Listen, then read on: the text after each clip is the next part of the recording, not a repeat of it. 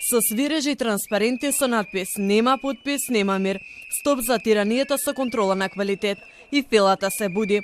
Група сметководители одржаа протест пред Министерството за финансии. Ајде прво да го разбудиме Министерството. Каде се свирчињата?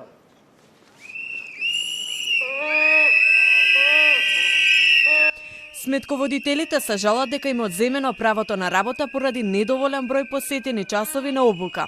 Тие тврдат дека околу 3000 сметководители изгубиле можноста за подпис на годишните извештаи за 2024 година. Бараат законски измени за намалување на бројот на задолжителни часови на обука, како и ослободување од врската за колегите над 58 години. Упатија критики до Институтот за сметководители, ИСОС, обвинувајќи го со тортура врз сметководителите и барајќи ограничување на неговото влијание. Од Министерството за финансии бараме да превземе итни мерки со кои ќе обезбеди спроведување на законот и елиминирање на самоволието на ИСОС.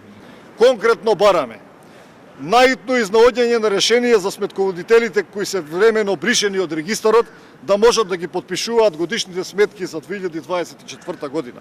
Изготвување на предлог законски измени со кои на институтот ќе му се одземат или строго ограничат ингеренциите за контрола на квалитет како главна репресивна алатка и средство за заплашување и држање во покорност на членството. На протестот неочекувано дојде министерката за финансии Кочовска. Добар ден, повелете. Јас примив веќе до сега неколку луѓе. Повелете, кажете ми што има проблем, знам дека имате проблем. Официјално ќе ви го врачиме. Не, ајде кажете ми сега, бидејќи неколку пати ми праќавте различни писма, предпоставувам од различни места имате.